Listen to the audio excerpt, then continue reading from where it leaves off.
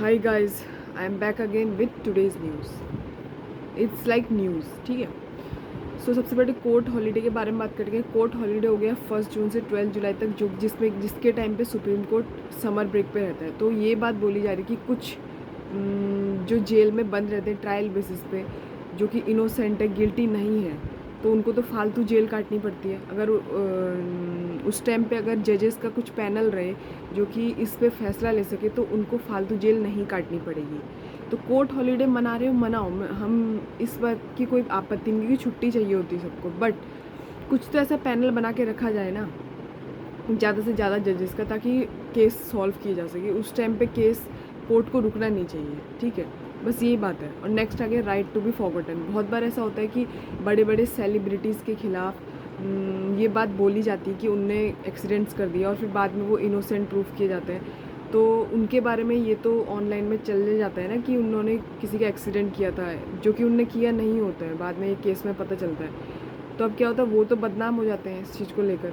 तो यही बात आई थी सामने कि राइट टू बी फॉरगॉटन भी होना चाहिए। राइट टू बी फॉरगॉटन मतलब वो चीज़ न्यूज़पेपर से तो में तो हटा ही देनी चाहिए, मतलब ऑनलाइन से भी हटा देनी चाहिए, गूगल साइट में भी नहीं आनी चाहिए।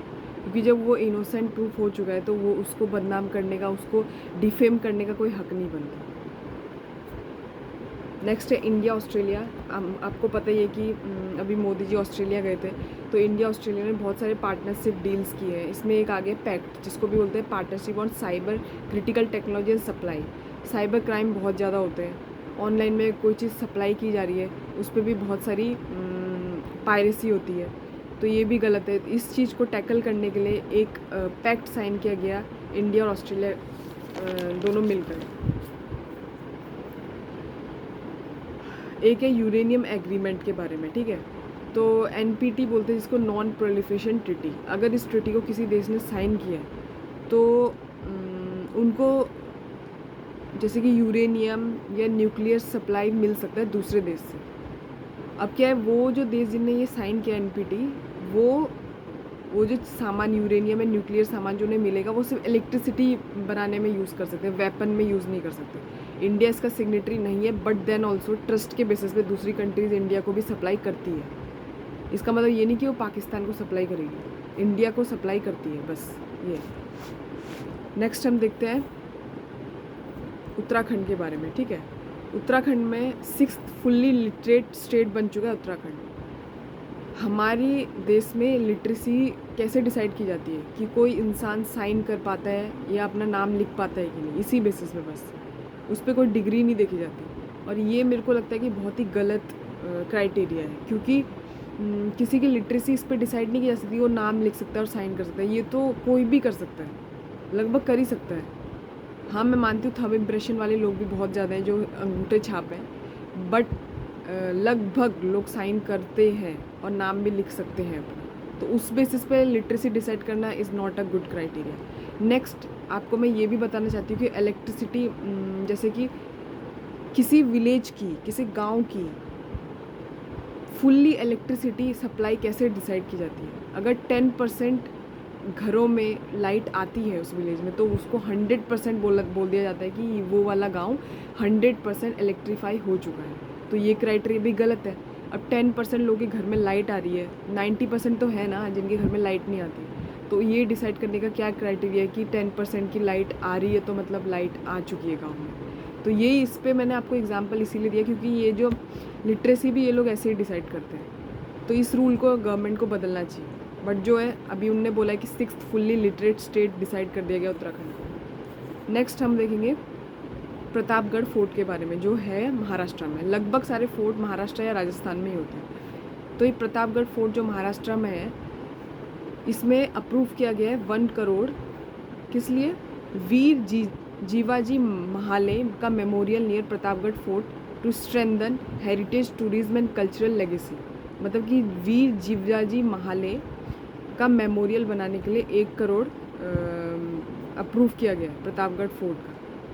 Ministry of environment, forest and climate change expert committee on proposal for diversion of forest and non forest land from the Sharavathi valley lion tailed Macau Wildlife Sanctuary and its eco-sensitive zone had strangely recommended against approving the proposed 2000 megawatt Sharavathi pumped storage project, ये बात चल रही है कर्नाटक की।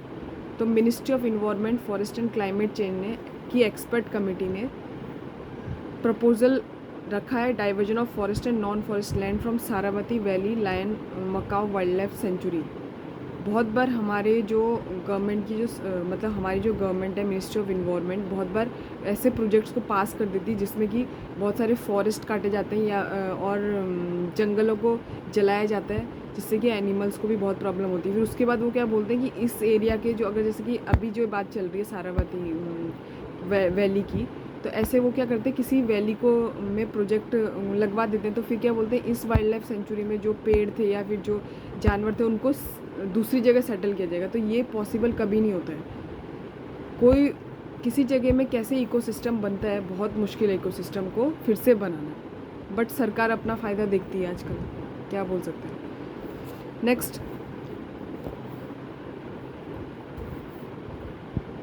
Egyptian vulture के बारे में। Egyptian vulture है जो कि नाम से पता चल रहा है कि इजिप्ट का वल्चर है, और ये वल्चर तमिलनाडु में देखा गया है। डिसअपेरेंस हो गया है, तमिलनाडु में मिलता था बट डिसअपेयर हो गया, मतलब अब दिख रहा नहीं है। दिखेगा कैसे, आप तो देख रही हैं कि इतने project government ministry of environment approve कर देती है कि किसी भी जंगल में के पेड़ों को काट कर वहाँ पे प्रोजेक्ट बनाने को अप्रूव कर देती है, तो कहाँ से कोई जानवर या पेड़ पौधे वहाँ टिकेंगे, पता नहीं कब समझेगी सरकार।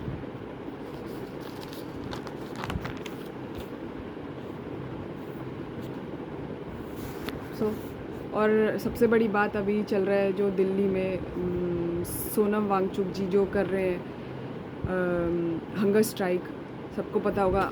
आज लगभग 17 डेज़ हो गया उनका भूख हड़ताल को। बस वो क्या चाहते हैं, वो चाहते हैं कि धर्मेंद्र प्रधान जी जो कि हमारे एजुकेशन मिनिस्टर हैं, उनका रेजिग्नेशन चाहते हैं। किस लिए चाहते हैं, आपको तो पता है कि हमारे देश में जितने भी एग्ज़ाम्स हो रहे हैं लगभगों में क्या करप्शन या फिर पेपर लीक या फिर कैंसलेशन या फिर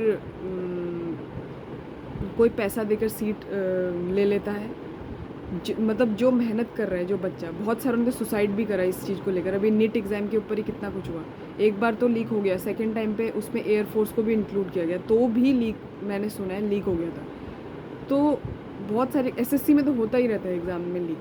तो मतलब जो बच्चा बहुत मेहनत कर रहा है तो उसके लिए बार बार कैंसलेशन कर देना एग्ज़ाम को, ये भी गलत है। तो इस चीज़ को लेकर सोनम वांगचुक जी अभी दिल्ली में भूख हड़ताल पे बैठे हैं, जो कि बहुत बड़ी बात है। हमको भी उन्हें सपोर्ट करना चाहिए। उनने कुछ भी नहीं मांगा, उनने बस ये मांगा है कि एजुकेशन मिनिस्टर का रेजिग्नेशन, और इतना तो सरकार कर ही सकती है। सरकार कर सकती है, सरकार उनसे एक बार बात तक करने नहीं गई है उनके पास। Thank you for today.